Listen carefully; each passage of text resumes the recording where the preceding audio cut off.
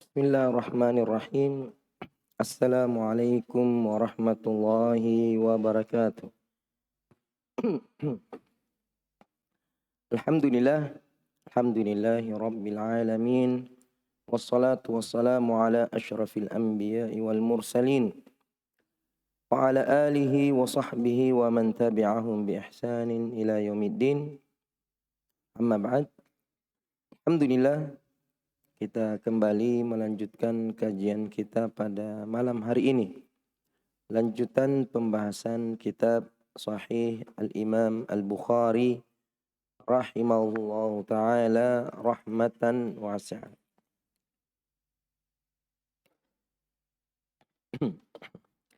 Dan kita masih pembahasan tentang kitab Al-Ilm. Hadis-hadis yang berkaitan dengan ilmu. Kita masuk ke bab yang ke-28. Imam Bukhari rahimahullahu ta'ala berkata, Babu al-ghadabi. Babul ghadabi. Fil mau'izati wa ta'limi idza ra'a ma yakrahu. Bab tentang marah. Marah ketika memberi nasihat, memberi peringatan. Wa ta'lim, begitu juga marah ketika mengajar, memberikan pelajaran. Idza ra'a ma yakrahu, apabila dia sedang atau dia melihat sesuatu yang dia benci. Jadi ini bab di antara bab tentang adab, etika ketika menyampaikan ilmu.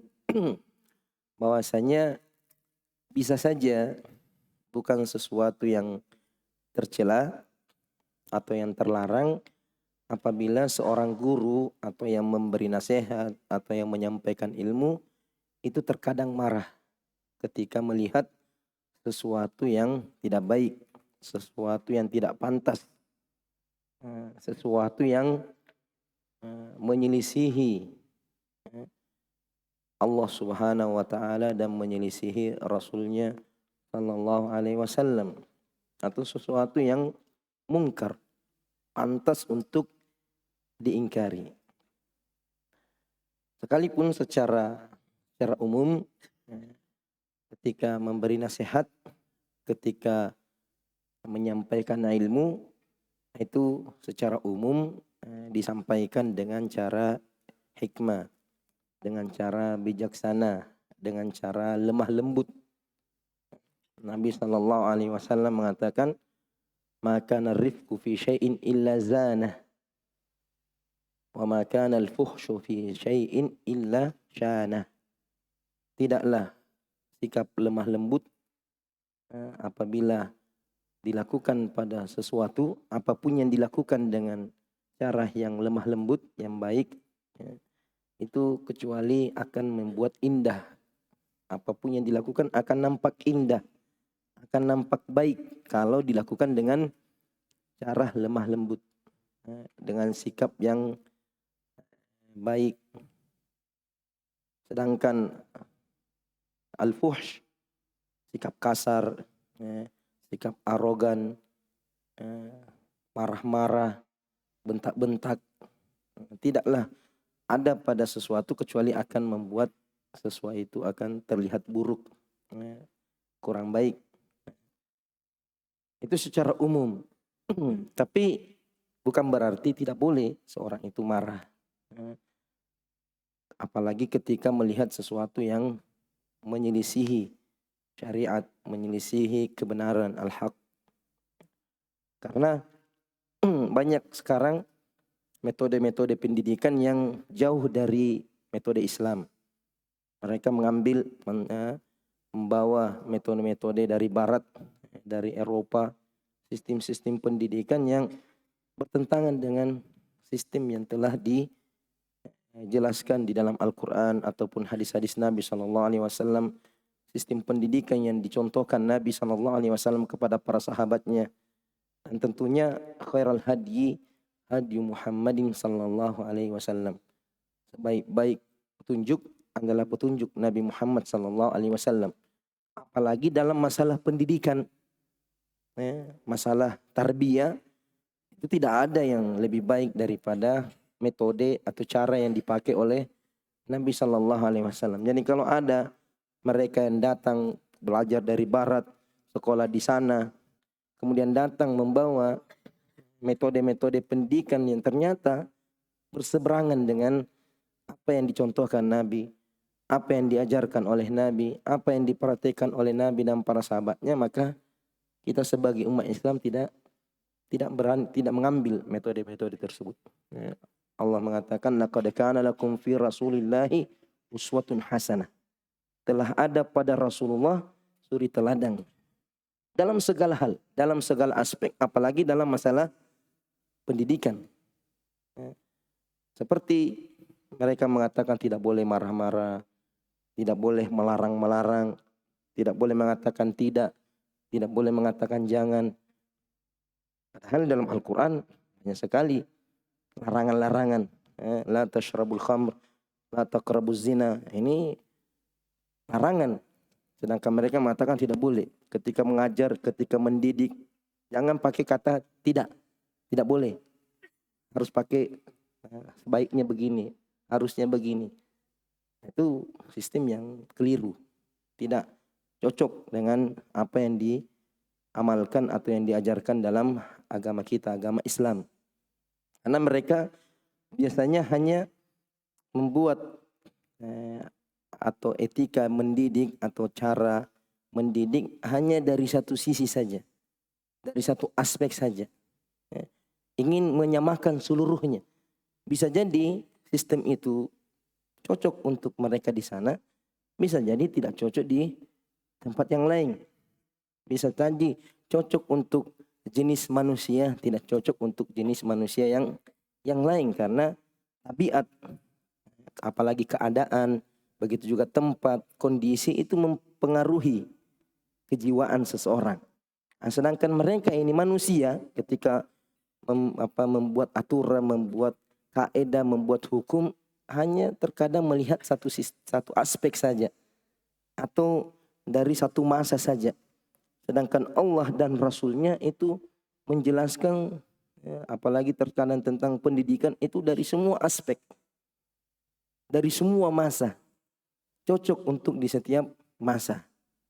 Sehingga tidak ada yang lebih baik daripada apa yang ditetapkan oleh Allah di dalam Al-Qur'annya. Tidak ada yang lebih baik daripada apa yang disampaikan oleh Rasulullah dan dipraktikkan oleh Rasulullah kepada para sahabatnya. Begitu pula para sahabat, itulah yang terbaik. Karena Allah itu a'lam, lebih mengetahui segala sesuatunya, lebih bijaksana, lebih mengetahui segala seluk-beluk hamba-hambanya. Ketika Allah menetapkan sesuatu, apakah hukum atau adab, etika, itu cakupannya luas, mencakup segala aspek. Sedangkan apa yang dibuat-buat oleh manusia itu terkadang sempit, cakupannya sempit, terkadang jangkauannya juga tidak bisa menjangkau segala aspek. Termasuk ini dalam masalah pendidikan. Jadi Imam Bukhari menyebutkan bab ini menunjukkan bahwasanya boleh saja sesekali atau terkadang seorang guru, seorang yang memberi nasihat marah ketika melihat sesuatu yang tidak baik, yang menyelisihi syariat. Yang penting jangan marah karena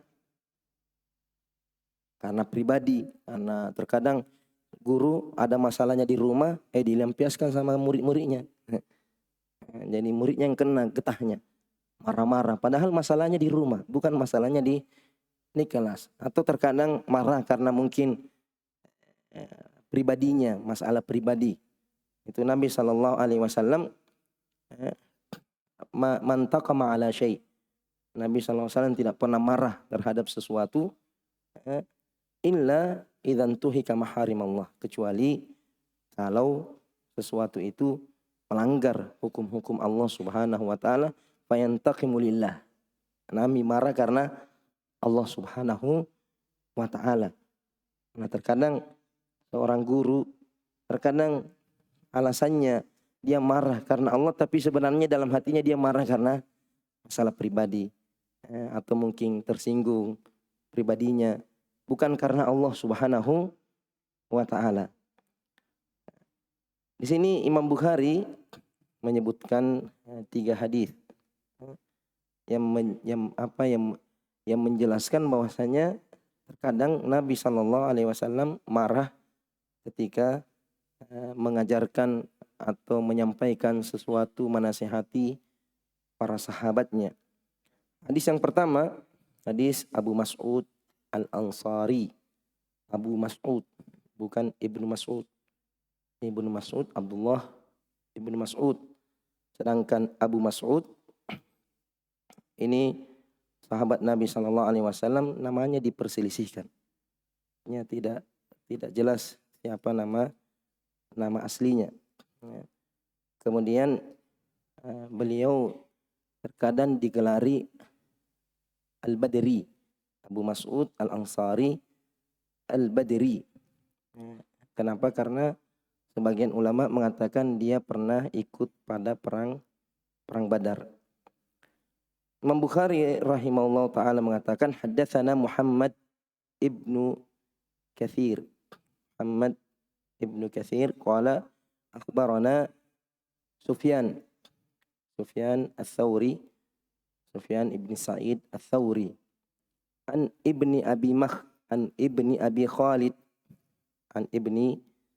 Khalid, namanya Ismail ibn Abi Khalid, an Qais ibn Abi Hazim, an Abi Mas'ud Al-Ansari radhiyallahu ta'ala anhu.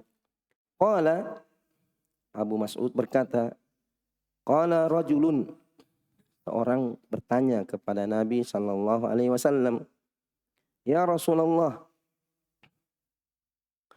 wahai Rasulullah, la akadu udriku salata mimma yutawwilu bina fulan. Wahai Rasulullah, saya terkadang tidak sanggup mendapati sholat berjamaah. Ini tidak sanggup untuk ikut sholat berjamaah.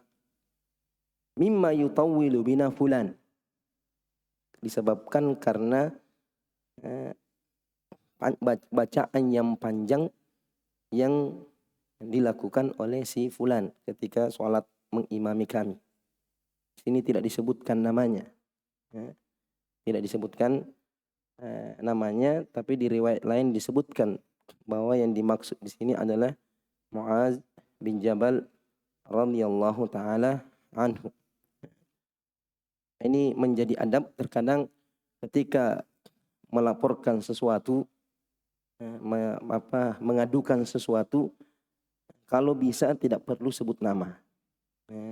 Tidak perlu sebut nama kalau memang tidak penting sebut nama. Kadang kita laporkan ada kejadian seperti ini, ada orang yang bilang begini tanpa menyebut namanya. Kalau memang kemungkaran itu bisa diselesaikan tanpa menyebut nama. Makanya Nabi terkadang ketika menegur hanya mengatakan ma balu aqwam, ada apa dengan kaum, kenapa ada orang yang melakukan begini dan begitu, sehingga yang merasa akan tahu bahwa dia yang dimaksudkan, dan yang lain juga bisa menjadi pelajaran. Yang lain bisa menjadi pelajaran bahwa perkara ini sesuatu yang tidak benar. Jadi sekalipun tidak disebutkan nama, tapi maksudnya sampai. Kecuali kalau terkadang tidak sebut nama, tidak paham-paham. Ada orang yang begitu juga. Sudah ditegur, ini tidak boleh, tapi dia merasa bukan dia yang ditegur. Sehingga terkadang kita perlu sebut nama. Terkadang kita perlu sebut nama ketika menegur atau menjelaskan kemungkaran seseorang atau menyebutkan penyimpangan seseorang. Terkadang boleh sebut nama. Kalau tidak sebut nama itu tidak sampai, tidak tujuannya kemungkaran itu tidak bisa hilang kalau tidak disebutkan namanya. Karena mungkin tidak merasa, tidak sampai peringatan itu kalau tidak disebutkan namanya secara langsung. Tapi hukum asalnya ketika mengingkari sesuatu itu sebaiknya tidak menyebut nama. Karena terkadang juga kalau sebut nama, ketika bukan namanya yang disebut, merasa bukan saya. Tuh, kalau sebut nama biasanya cuma satu yang kena, tapi kalau tidak sebut nama maka semua orang akan merasa bahwa ini dia yang dimaksud kalau memang sifat itu ada pada dirinya. Jadi di sini dilihat maslahatnya. Apakah menegur dengan menyebut nama ada maslahatnya atau justru tanpa menyebut nama itu lebih maslahat.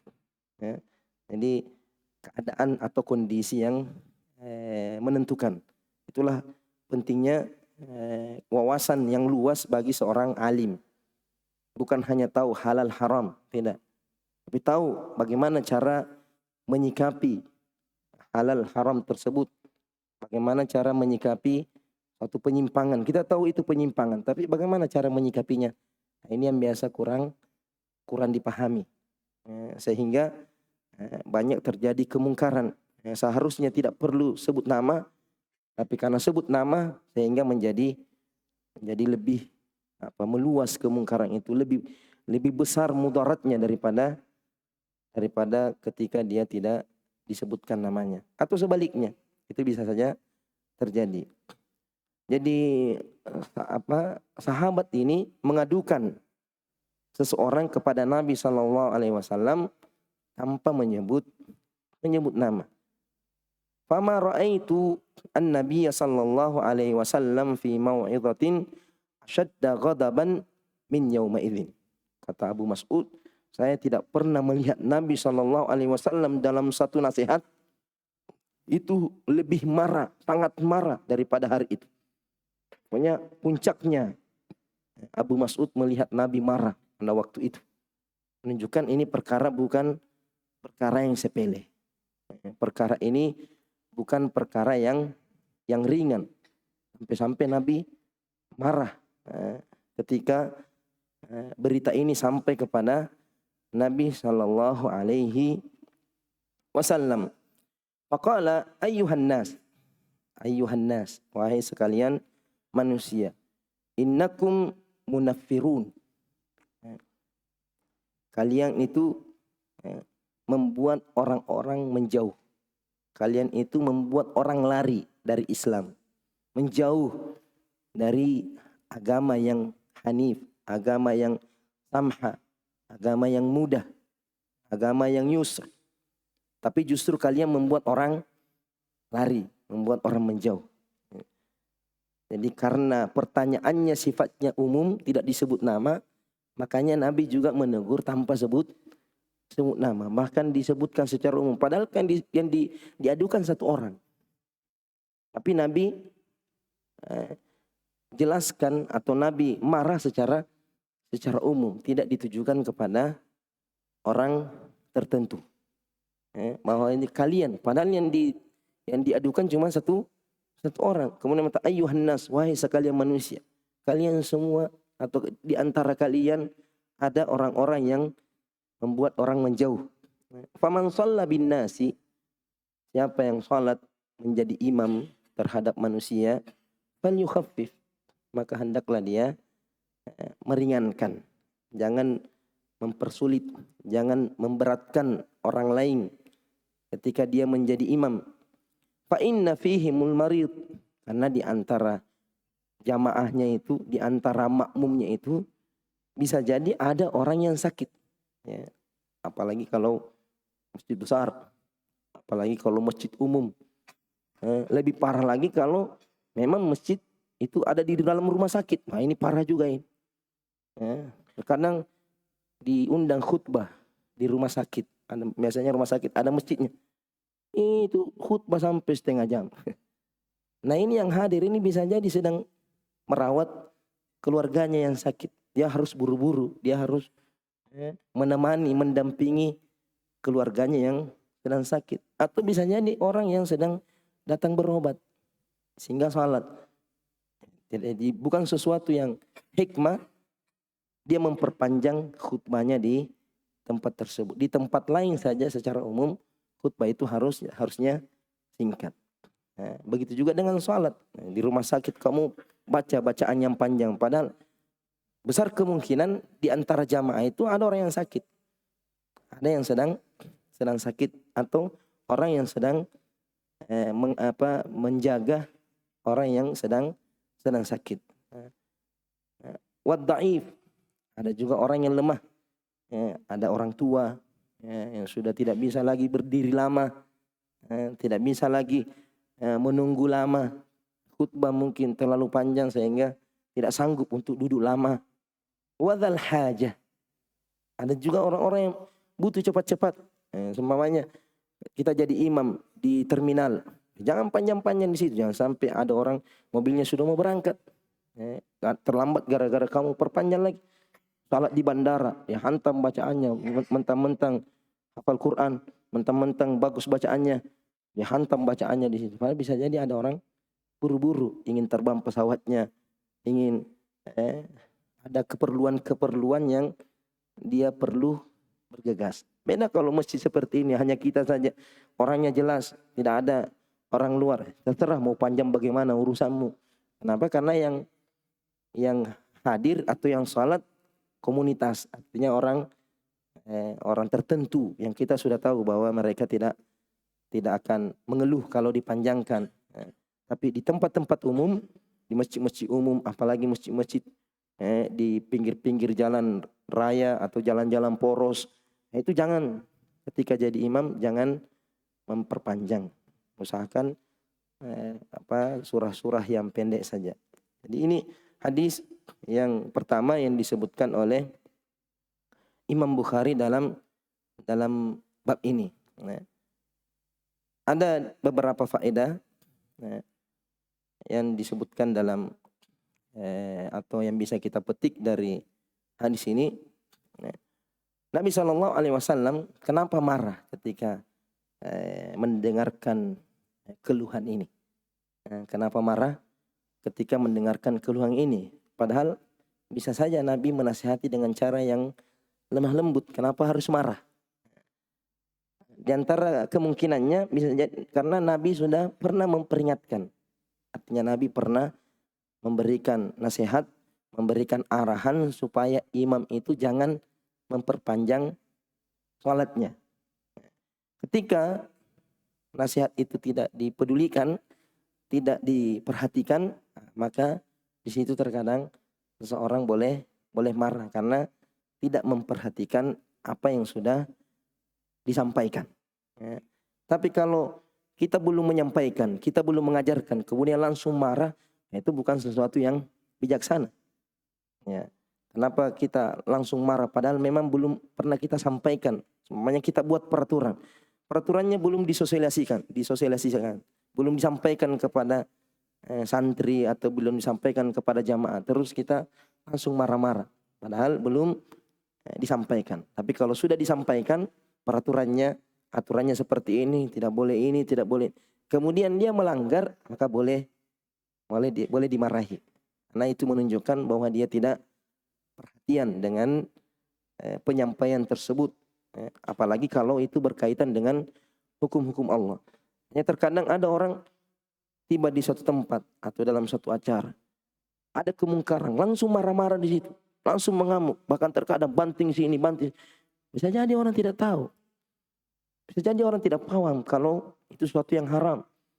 Bisa jadi dia ikut pendapat yang lain, dia ikut ada ulama lain yang dia pernah dengar fatwanya. Makanya jelaskan dulu, jangan langsung menyikapi ketika melihat suatu kemungkaran. Tanyakan dulu, perjelas dulu kenapa melakukan. Bisa jadi dia melakukan itu karena tidak tahu, karena ada orang yang lain yang dianggap lebih berilmu, sehingga kita tidak boleh langsung menggas, langsung bersikap keras dalam suatu masalah. Bisa jadi perkara itu jelas bagi kita, bisa jadi orang lain belum jelas masalah itu, masih samar, masih banyak syubhatnya, masih banyak.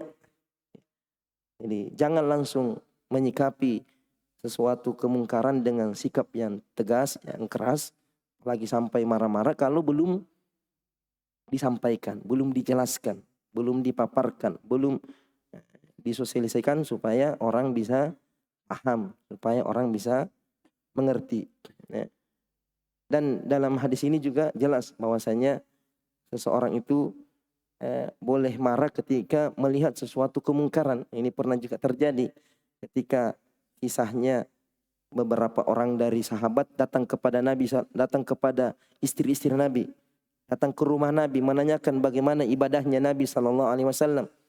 Setelah dikisahkan, diceritakan, mereka menganggap bahwa ibadahnya Nabi kurang banyak, tidak maksimal menurut mereka. Kemudian memberikan uzur. Nah, Nabi kan wajar kalau ibadahnya tidak begitu maksimal karena sudah diampuni dosa-dosanya, sudah dijamin masuk surga. Sedangkan kita ini jauh dari hal itu sehingga butuh ibadah yang lebih banyak. Akhirnya mereka mengatakan saya tidak akan makan siang, saya akan puasa selama-lamanya. Ada yang mengatakan saya akan sholat malam seluruhnya, seluruh malam dia sholat, tidak tidur. Ada yang mengatakan saya tidak mau menikah, ada yang mengatakan saya tidak mau makan daging, dan banyak lagi. Sehingga Nabi SAW ketika disampaikan ucapan mereka itu, mereka mengatakan, memberikan alasan, mengatakan, ya Rasulullah, inna lasna kahayatika ya Rasulullah, inna Allah qad ghafara laka ma taqaddama min dzambika wa ma ta'akhkhar. Itu alasannya. Kenapa mereka ingin beribadah melebihi ibadahnya Nabi?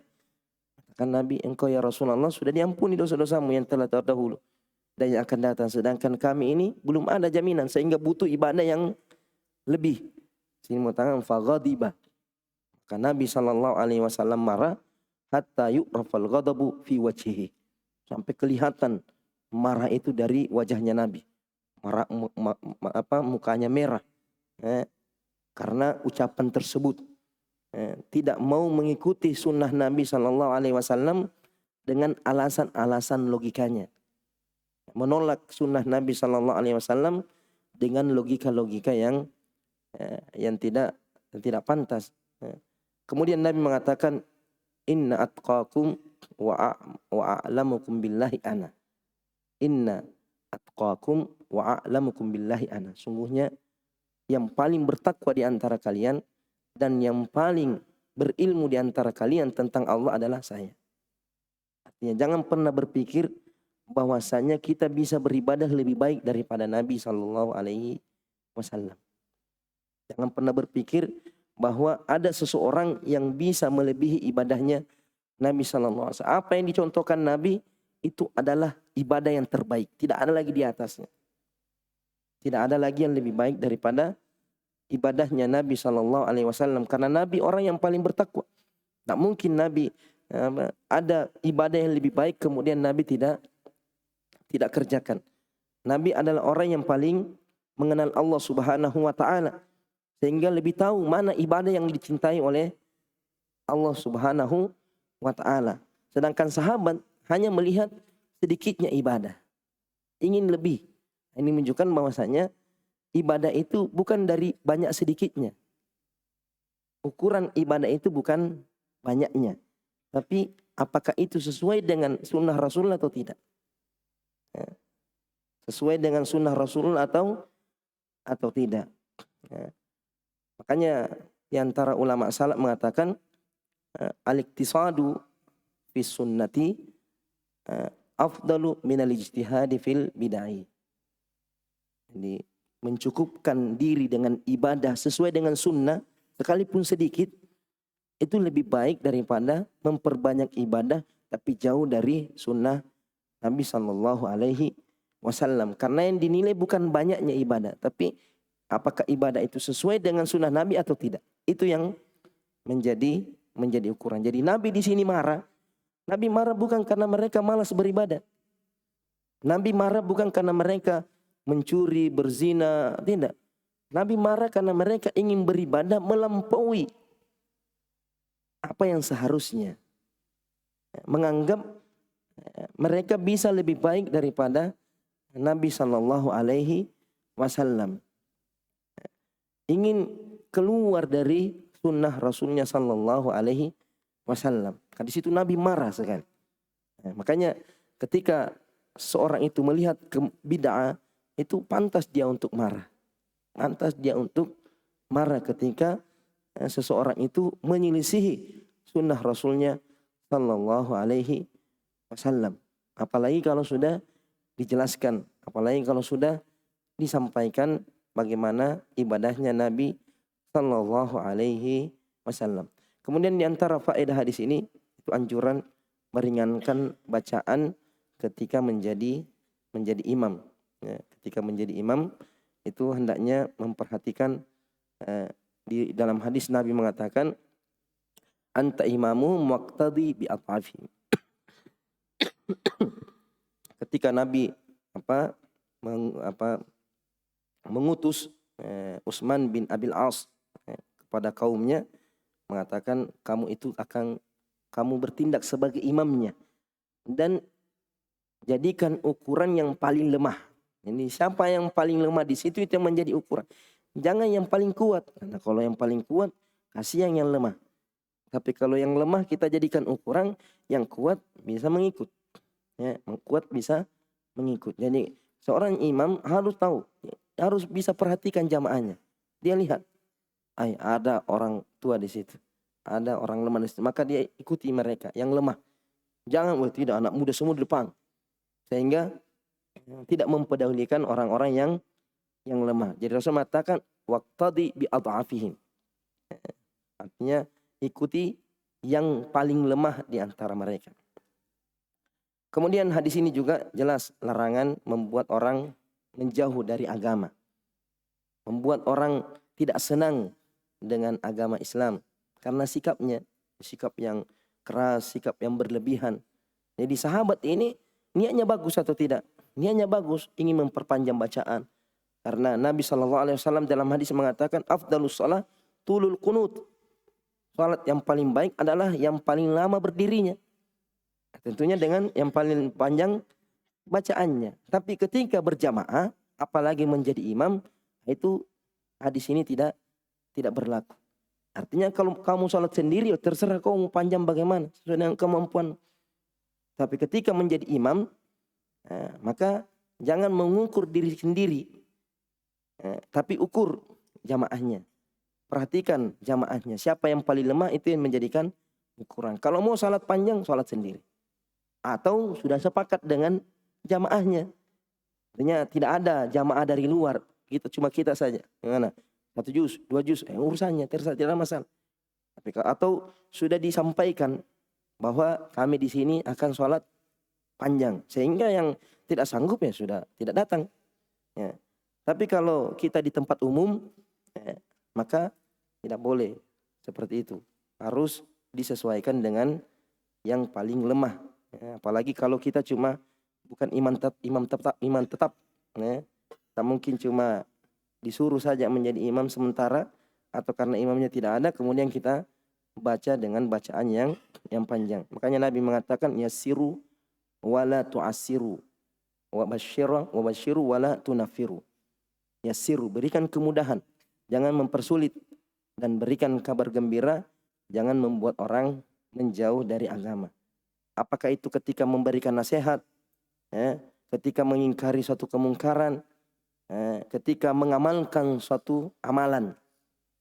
Karena terkadang kita mengamalkan suatu amalan tapi membuat orang semakin jengkel, membuat orang semakin tidak senang. Karena kita salah dalam mempraktikkan, salah dalam menyikapi. Dan itu yang banyak. Karena sekalipun kita mengatakan jangan menilai dari person, tapi terkadang mengatakan jangan nilai Islam dari umat Islam, tapi nilai Islam dengan Islam. Tapi orang bagaimana caranya mau menilai Islam kalau bukan dari umat Islam itu sendiri? Justru kita mencerminkan Islam dalam kehidupan sehari-hari kita. Makanya Nabi mengatakan al-muslimu man salimal muslimuna min lisanihi wa yadihi. Ketika orang luar Islam ingin tahu bagaimana itu Islam, yang pertama kali mereka lihat adalah umat Islam itu sendiri. Bagaimana pengamalannya, bagaimana praktiknya. Begitu juga dengan ketika kita lebih sempit lagi, manhaj. Orang, apa itu manhaj salaf? Pasti nilai orang-orangnya yang mengaku bermanhaj salaf itu yang menjadi ukuran. Sehingga banyak-banyak orang tidak senang dengan manhaj salaf karena yang mempraktekannya itu kurang, tidak sesuai dengan salaf. Ilmunya salaf tapi pengamalannya tidak salaf.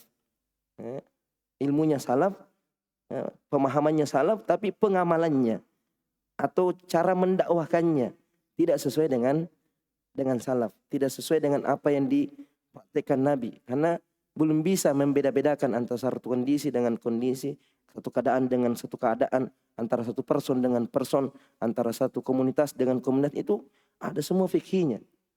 Tapi kita karena sempitnya ilmu, semua mau disamakan, semua mau diratakan.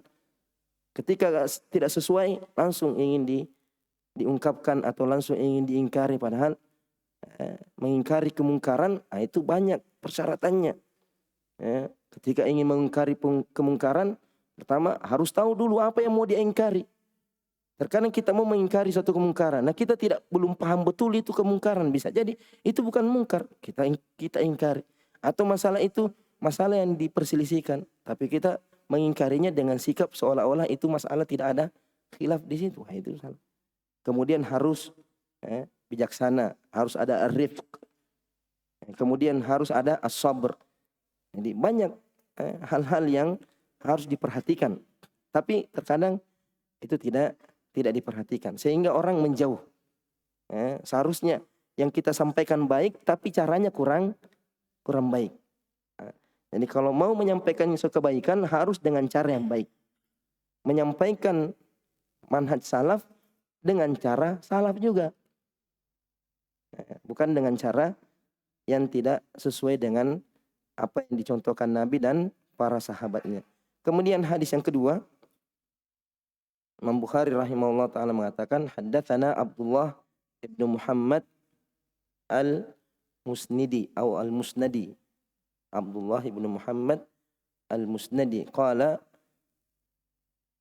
haddatsana Abu Amir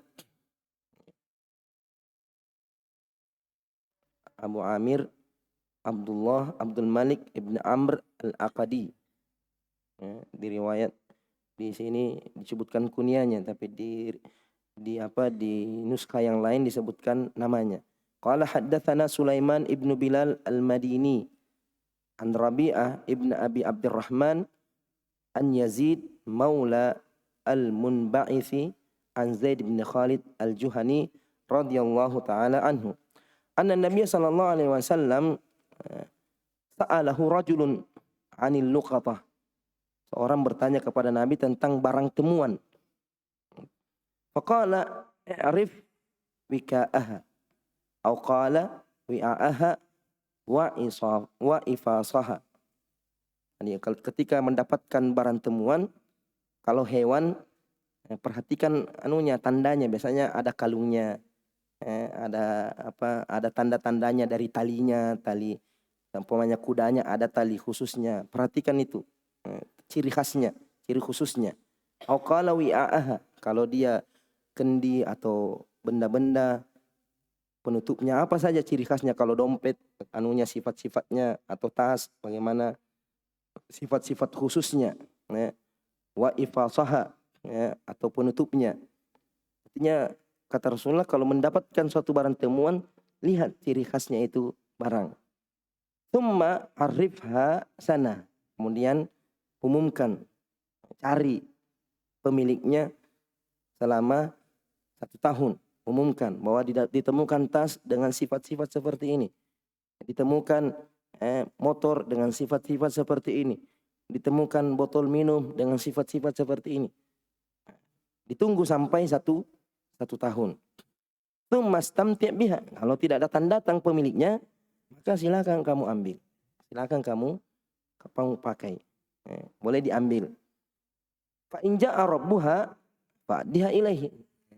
Tapi kalau 1 tahun diumumkan tidak datang, kamu pakai 1 bulan, kamu pakai, datang pemiliknya, baru kembalikan, kasihkan kepada pemiliknya kalau memang betul dia pemiliknya. Tapi kalau 1 tahun diumumkan tidak datang, maka boleh dimanfaatkan. Qala, akhirnya sahabat ini bertanya lagi, fadallatul ibil. Bagaimana kalau onta yang tersesat? Artinya onta yang tidak tahu siapa pemiliknya. Faghadiba. Nabi SAW marah. Hatta marrat wajnatah. Sampai bola matanya merah Nabi SAW. Saking marahnya dengan pertanyaan ini. Bertanya tentang bagaimana kalau onta hilang atau onta yang tersesat, onta yang kesasar, tidak tahu siapa pemiliknya. Nabi marah. Au qala ihmarra wajhu. Mukanya sampai merah Nabi SAW. Faqala wa ma laka walaha. Ada apa urusanmu dengan onta itu? Ma'aha siqa'uha wa hidha'uha. Onta itu ada penyimpanan minumannya sendiri. Artinya kalau tidak dikasih minum, onta itu bisa berbulan-bulan tidak minum. Karena di punuknya itu ada, di dalam tubuhnya itu ada penyimpanan air untuk onta itu. Jadi bisa dia berjalan jauh di padang pasir tanpa minum berhari-hari karena dia sudah tampung air di dalam punuknya. Dan itu air bersih. Itu air bersih. Makanya terkadang orang kalau kehausan dia sembeli ontanya kemudian ambil itu air. Minum persis seperti air bersih. Memang penumpang, bukan air yang sudah diminum. Tidak, memang ditampung di situ di atas punuknya. Jadi Nabi mengatakan, apa urusanmu dengan onta yang tersesat? Jangan ganggu, biarkan dia berkeliaran. Karena dia punya minuman sendiri. Ada minuman, persiapan minumannya. Wahidha'uha. Dan dia punya, terkadang dia punya sepatunya, artinya tidak akan tergelincir atau tidak akan terluka ketika dia berjalan berkeliaran. Taridul ma'a wa tar'a syajar. Dia bisa cari air minum sendiri, cari tempat minum sendiri, cari pohon-pohon untuk makan sendiri. Fadharha hatta yalqaha rabbuha. Biarkan, jangan pedulikan, jangan ganggu sampai datang pemiliknya. Artinya masalah onta ini tak usah kamu sibuk. Kalau dapat onta kesasar jangan terlalu ganggu, nanti datang sendiri pemiliknya. Dan onta ini bisa urus dirinya sendiri.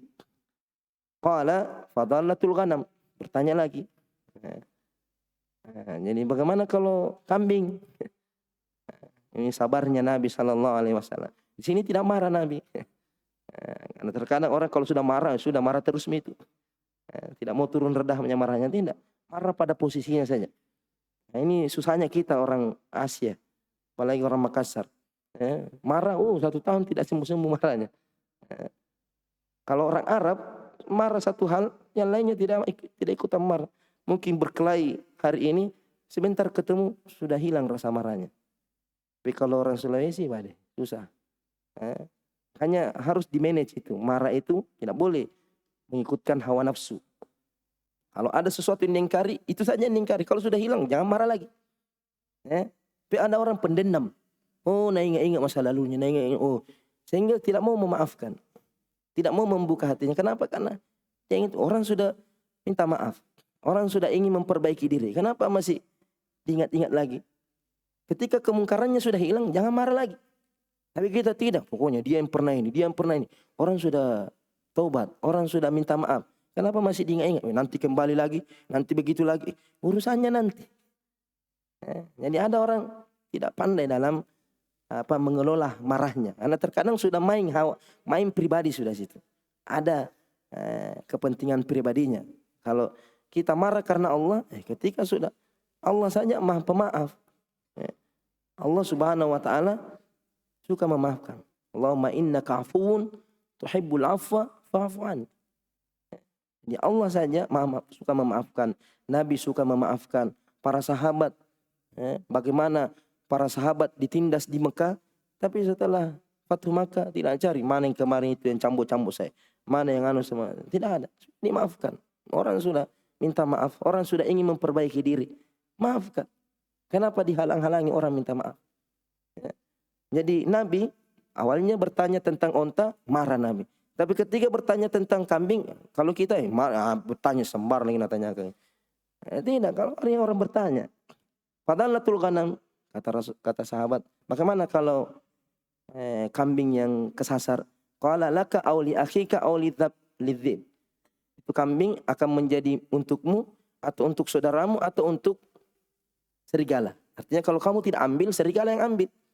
Jadi ambil, kamu bawa itu kambing, kemudian kamu cari pemiliknya.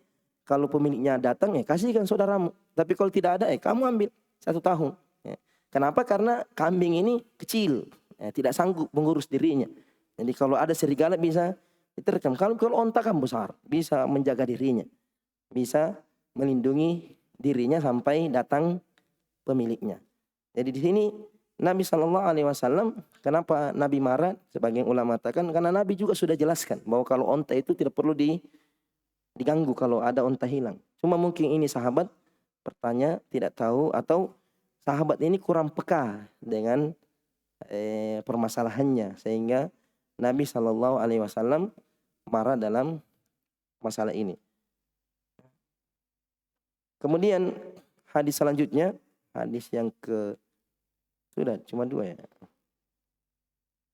Ada lagi hadis 1. Qala haddatsana Muhammad ibn al-Ala. Muhammad ibn al-Ala qala haddatsana Abu Usama. Haddatsana Abu Usama, Muhammad ibn Usama an Buraid ibn Abdullah ibn Abi Burdah. An Abi Burdah, dari bapaknya. Jadi Buraid meriwayatkan dari bapaknya. An Abi Musa. Abi Musa ini bapaknya Abi Burdah. Jadi cucu meriwayatkan dari bapaknya, bapaknya meriwayatkan dari bapaknya lagi. Jadi Buraid ibn Abi Burdah. An Abi Burdah, meriwayatkan dari bapaknya. Abi Burdah ibn Abi Musa. Abi Burdah namanya Amir ibn Abdullah ibn Qais. Abi Musa namanya Abdullah bin Qais. Qala su'ilan Nabi sallallahu alaihi wasallam an asya karihaha. Nabi sallallahu alaihi wasallam ditanya sesuatu yang Nabi tidak senang. Artinya sahabat, ada sebabnya ini hadis. Nabi sedang menjelaskan tentang qiyamus sa'ah. Tiba-tiba para sahabat bertanya, terlalu merembet pertanyaannya ke sana kemari. Akhirnya Nabi marah dengan beberapa pertanyaan. Falamma ukthira alaihi ghadiba. Saking terlalu seringnya, banyaknya bertanya, akhirnya Nabi marah. Marah karena terlalu banyak pertanyaan, dan pertanyaannya banyak yang tidak bermanfaat. Banyak pertanyaan-pertanyaan yang berulang-ulang.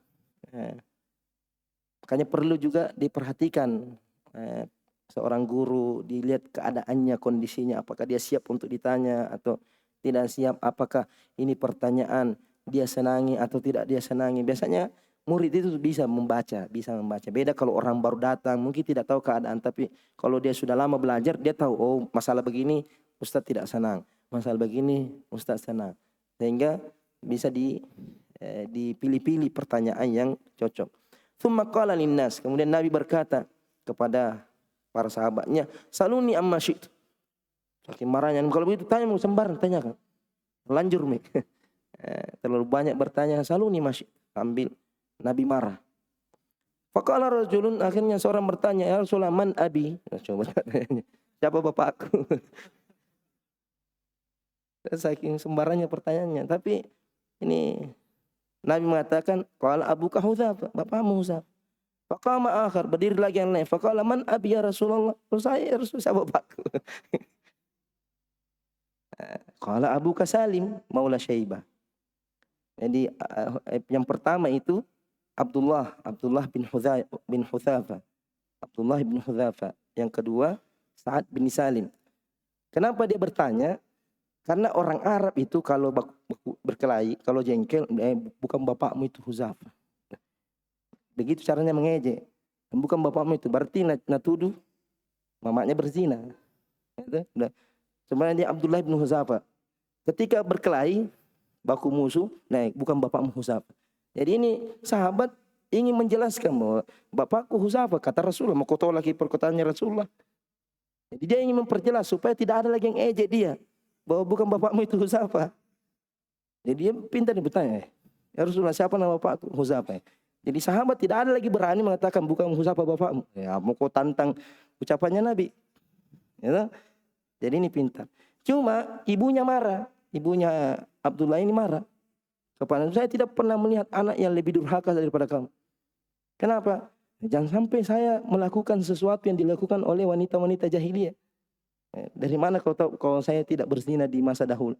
Ketika seandainya Rasul mengatakan, bukan Hudzaifah bapakmu, siapa yang malu? Saya yang malu. Saya ibumu yang malu. Ya. Nah, ini juga menjadi landasan tentang tes DNA itu. Tes DNA itu tidak secara umum tidak boleh. Kenapa? Karena akan membuka aibnya orang. Akan membuka aibnya orang. Ya. Sedangkan dalam Islam, nasab itu terkadang ditetapkan hanya dengan pernikahan. Ya, pokoknya kata Rasulullah, al-waladu lil firash. Al-waladu lil firash. Ya, ketika seorang anak itu lahir dalam satu keluarga, maka anak itu dinisbatkan kepada orang tuanya. Yang mengatakan mungkin saja dia berselingkuh, mungkin saya tidak bisa. Karena yang dihukumi secara zahirnya. Jadi kalau seumpamanya bilang tes DNA, maka itu akan membuka ruang untuk membongkar aib-aib seseorang. Akan terjadi kerusakan yang sangat besar.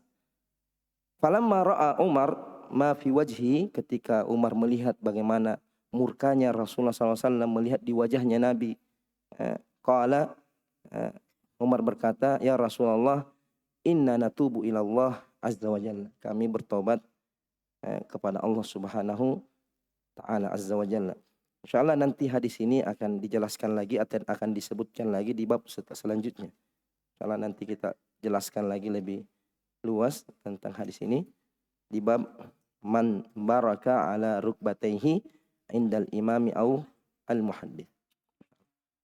Subhanakallahumma bihamdik asyhadu an la ilaha illa anta astaghfiruka wa atubu ilaik. Assalamualaikum warahmatullahi wabarakatuh.